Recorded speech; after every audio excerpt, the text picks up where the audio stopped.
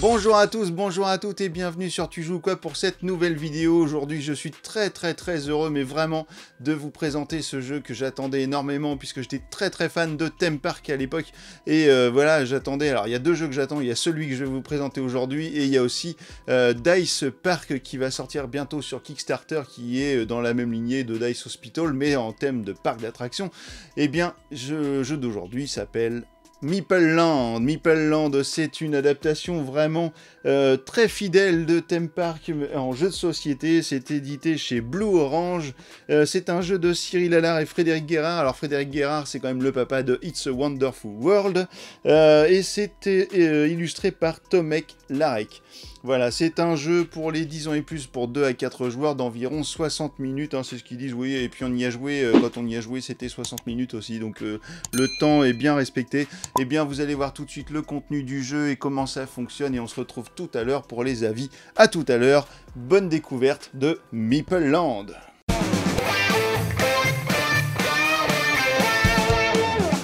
Voici une mise en place pour Meeple Land pour 2 joueurs. Vous avez ici les 2 terrains complètement vierges au début du jeu pour le joueur 1 et le joueur 2 avec leurs 2 entrées. Donc vous les voyez pas trop puisque en fait on est en position du dessus, mais les voilà, les 2 portillons d'entrée du parc. Donc c'est par ici que tous les meeples vont arriver pour aller sur les différentes attractions. Les meeples, vous les avez ici, ce sont les 4 couleurs de meeple principales. Vous avez des extensions que vous allez pouvoir acheter pour agrandir votre parc s'il n'est pas assez grand pour vous. Vous allez avoir des pièces de 1, des pièces de 5, des entrées supplémentaires au cas où si à un moment donné vous êtes bloqué par les chemins et que vous voulez que vous ne pouvez plus avancer dans le jeu, et bien vous pourrez toujours racheter une entrée supplémentaire pour vous débloquer la partie. Ici nous avons le parking, ça c'est l'un des éléments principaux aussi du jeu, puisqu'en fait les bus avec les visiteurs vont arriver sur ce parking à chaque manche.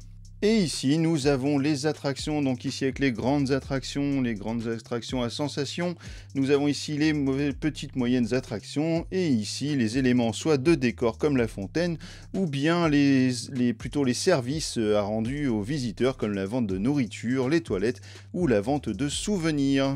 Au début de la partie, nous allons placer 3 autobus qui seront les 3 premiers autobus du jeu. C'est-à-dire que 3, pourquoi? Parce qu'en fait, nous avons 2 joueurs et à chaque fois, nous rajouterons un autobus en plus du nombre de joueurs. Donc ici, 2 plus 1, donc 3 autobus sur lesquels nous allons placer tous les meeples. Voilà, nos bus sont remplis avec les visiteurs de notre parc et nous avons ici la piste de compte manches puisque le jeu se déroule en 4 manches. Et vous avez ce pion avec le petit personnage de l'illustration de la boîte qui va vous permettre de suivre l'évolution des manches. Quel est donc le but du jeu de Meeple Land? Eh bien, c'est d'avoir un parc d'attractions le plus évolué possible, en ayant le plus d'attractions différentes possible, car plus vous allez avoir d'attractions différentes, plus vous allez marquer de points. Ces attractions auront, comme vous le voyez ici, des visiteurs qui seront dédiés à ces tuiles, et plus vous aurez d'attractions, plus vous aurez de visiteurs, et plus vous aurez de visiteurs, plus votre parc aura une bonne réputation. Le joueur ayant la meilleure réputation à la fin des 4 manches gagnera la partie. En cas d'égalité, le joueur ayant le plus de meeples dans son parc l'emportera. Dans la boîte, vous trouverez ce petit carnet qui va vous permettre de suivre un petit peu votre score au fur et à mesure de la partie. C'est-à-dire qu'à chaque fois que vous allez construire une attraction, comme celle-ci par exemple, le manoir hanté, eh bien vous allez cocher la case manoir hanté ici. Plus vous allez avoir d'attractions différentes, plus vous allez remporter de points de réputation à la fin. C'est-à-dire que si vous avez en dessous de 7 attractions différentes, vous ne remporterez pas de points de réputation. Si vous en avez 7, vous en remportez 2, 8, 6, etc. Plus vous allez avoir d'attractions, le maximum étant 12, eh bien vous pourrez remporter jusqu'à 25 points de réputation rien qu'avec les attractions sans meeple dessus. A savoir que tous les meeples verts et les meeples bleus qui seront placés sur les attractions vous rapporteront 1 point de réputation. Les meeples roses et jaunes, quant à eux, vous rapporteront 2 points, mais il sera plus difficile de les placer. Mais attention, on le verra tout à l'heure, les meeples que vous ne réussirez pas à placer sur votre parc et qui resteront bloqués à l'entrée, eh bien vous enlèveront des points autant de leur valeur, de la valeur qu'ils vous en rapporteraient. C'est-à-dire que les meeples verts et bleus vous enlèveront 1 point chacun, et les meeples roses et jaunes vous en enlèveront 2 à la fin de la partie. Ici, vous allez avoir des pénalités par rapport à vos chemins. Nous allons voir ça juste après dans l'explication. Et ici, le total, ce qui fait que vous pourrez savoir qui remporte la partie. Alors, comment se passe un tour de Meeple Land? Eh bien, vous allez définir le premier joueur de la partie. Et celui-ci commencera la partie avec 0 $. Par contre, le joueur suivant, lui, prendra 1 dollar et pourra démarrer déjà avec ce petit bonus.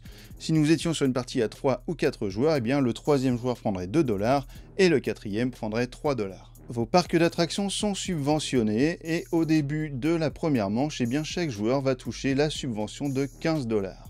Ceci étant fait, il est temps maintenant de passer aux premières actions possibles d'une manche. À chaque fois, vous allez faire une action, puis ce sera au tour de l'autre joueur, ainsi de suite jusqu'à temps que le tour revienne sur vous.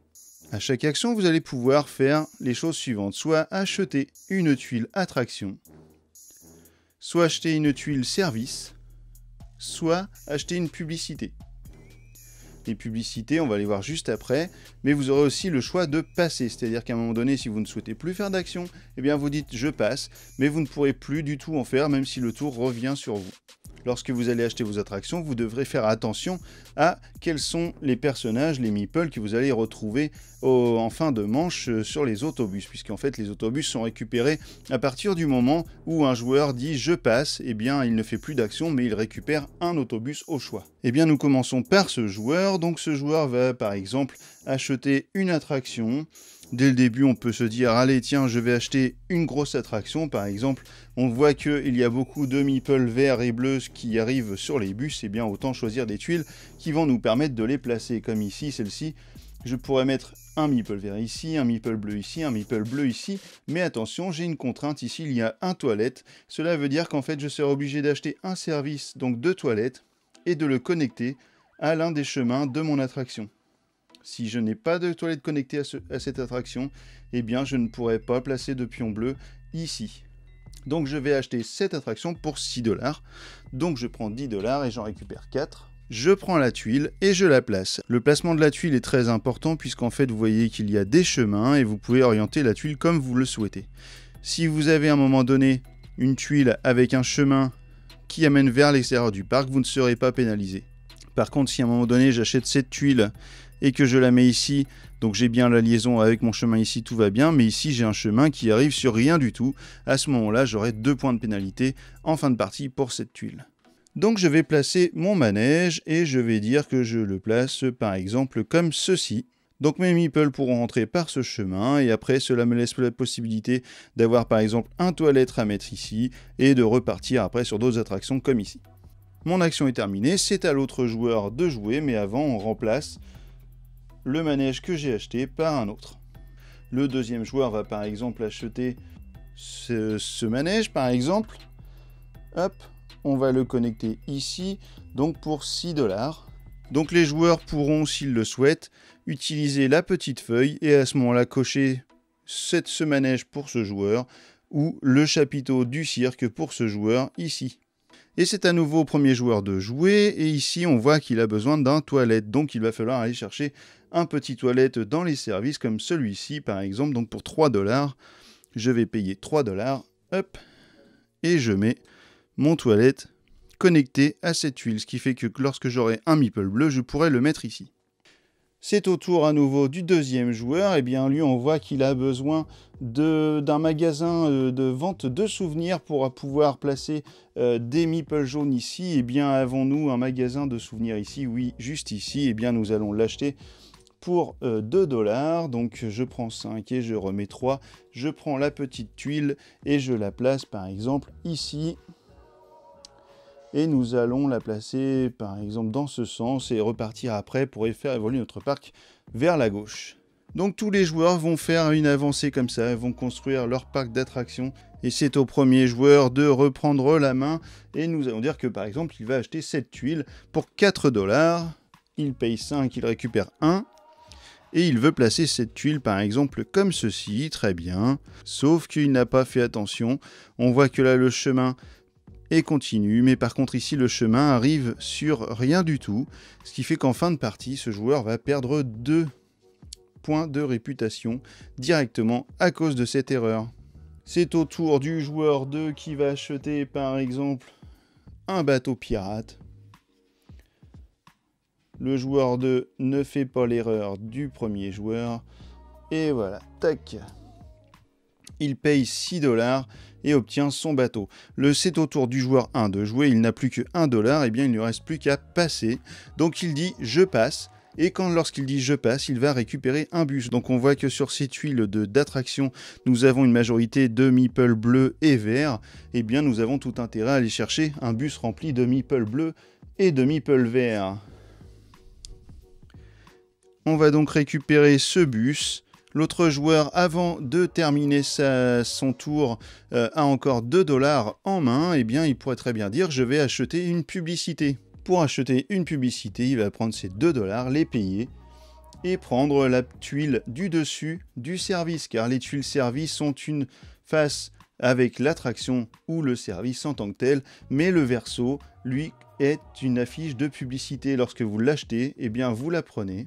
Vous la conservez et vous prenez les meeples qui sont dessus. Donc le joueur 2 va récupérer son meeple rose et son meeple vert dans la pioche et a le droit de les placer soit à l'entrée de son parc, soit directement sur ses tuiles d'attraction.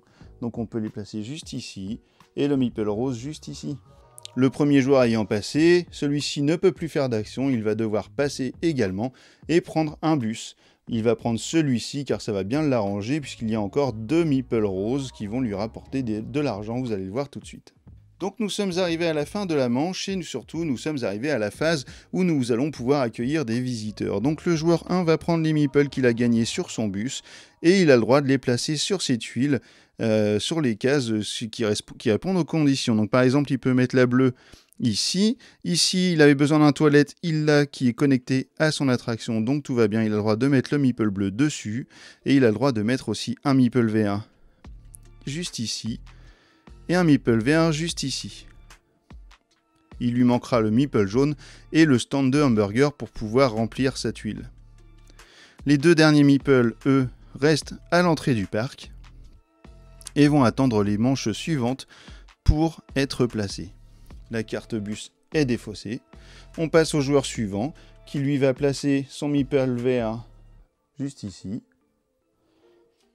Et ses 2 meeples roses juste ici puisqu'il a la petite boutique de cadeaux de connecter à son attraction.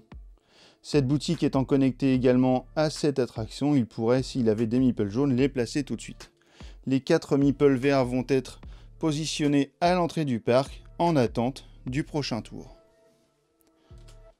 À ce moment-là, on va remonter le bus juste ici. On va tirer 2 autres bus qui seront les prochains arrivants dans le parc d'attractions. On va remettre les meeples sur les cartes et nous allons compter combien d'argent les joueurs vont récupérer sur ce tour. Car en fait, vous allez avoir des revenus à chaque manche. Chaque meeple sur un emplacement dans une attraction va vous rapporter de l'argent. Ici, nous avons 1, 2, 3, 4 meeples, donc ça fait 4 $, mais celui-ci va prendre 1 $ de plus puisqu'il est sur une grande case qui offre une récompense. Puisque toutes les tuiles avec un symbole de plus, comme les boutiques ou les hamburgers ou les toilettes, eh bien, vont vous offrir 1 $ de plus. Ce qui fait que ce joueur va démarrer le prochain tour avec 1, 2, 3, 4, plus 1, donc 5 $. Celui-ci va avoir 2 et 2, 4, et un 5, 6, 7 $. Et nous allons déplacer le pion de compte-manche sur la manche numéro 2. Et la subvention de la manche numéro 2 sera de 10 $.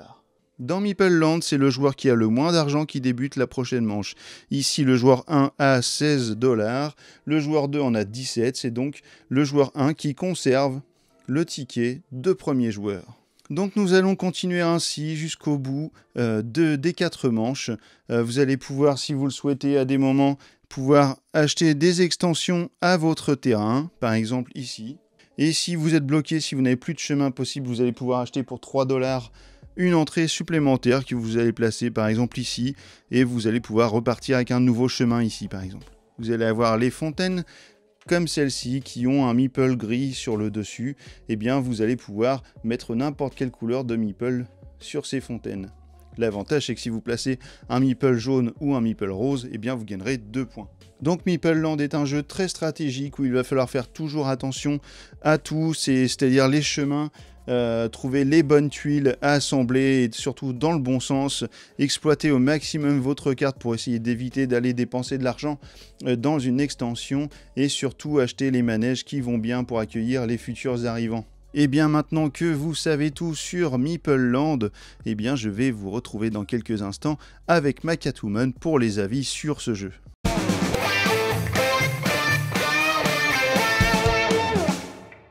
Alors étrangement, Meeple Land, c'est pas un jeu vers lequel je serais allée naturellement. En fait, de base, ça m'intéressait pas trop. Disons que les jeux vidéo, un petit peu aussi de gestion comme ça de parc, c'était pas ma tasse de thé. Et heureusement qu'en fait, mon chouchou, il a insisté pour acheter le jeu et en fait, il a bien fait parce que franchement, c'est hyper ludique. Moi, j'aime beaucoup ce côté stratégique où chacun de son côté essaye de faire le meilleur parc possible. Gérer ses petits meeples pour voir si tout le monde va avoir sa bonne attraction, etc. Et c'est vrai qu'en fait, le fait de le jouer avec le matériel, c'est vraiment plus sympa. Ce qui est chouette, c'est de pouvoir aussi garder un œil sur ce que fait son adversaire pour lui piquer l'arrivée des bus qui peuvent l'intéresser et qui du coup peut faire gêner sa progression et du coup nous améliorer notre jeu. Donc il faut être super attentif à ce que fait l'autre, à ce que l'on fait soi-même et puis à essayer de tracer au mieux son parcours dans le parc pour optimiser toute sa surface de jeu.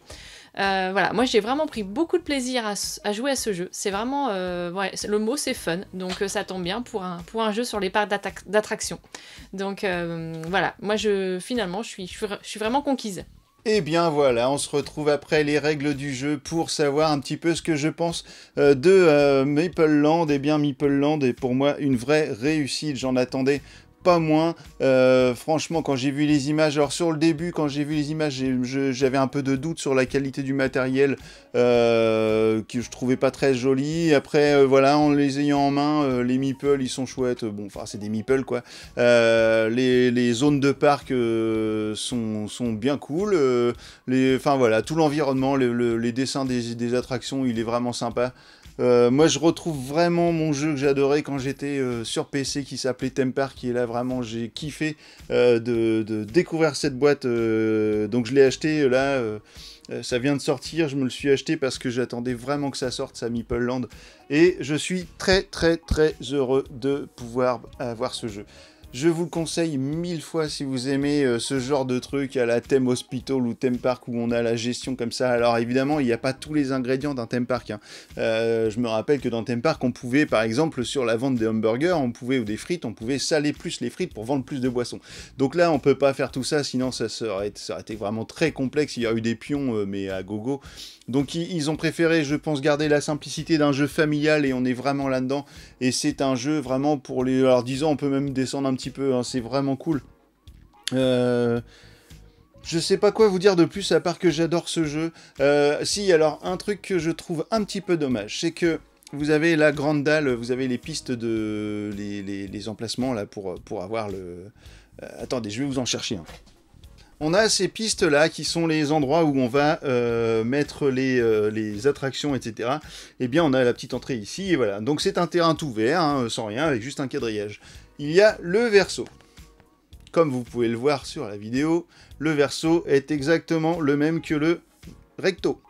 Eh bien, je trouve ça bien dommage, et j'aurais aimé, pour le coup, avoir un côté un petit peu plus difficile, pourquoi pas, avec des zones où l'on ne peut pas aller, ou des zones qui coûteraient peut-être plus cher à avoir certains manèges. Par exemple, un manège qui coûte 6, eh bien, si on est dans une zone peut-être un peu sablonneuse, ou ce genre de choses, ou un petit marécage, eh bien, ça nous coûterait, par exemple, pour faire des travaux, de payer encore 1 de plus, ou 2 de plus, pour le nombre de cases sur lesquelles on met ces attractions. Ça aurait été vraiment une idée, je pense, à développer dans ce jeu-là. Donc je comprends pas pourquoi on a le recto verso, qui est identique sur le truc.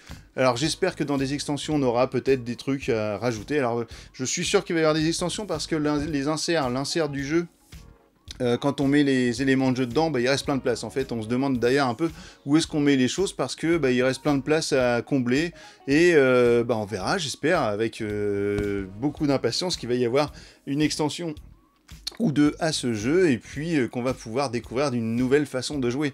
Donc, écoutez, monsieur Frédéric Guérard, hein, si vous avez aimé mon idée de mettre du sable ou du marécage, etc., pour que ça coûte plus cher, et puis éventuellement avoir une phase un petit peu plus difficile, un peu plus experte, on va dire, eh bien, n'hésitez pas à m'en faire part, je serais très heureux de savoir que vous avez trouvé cette idée plutôt cool.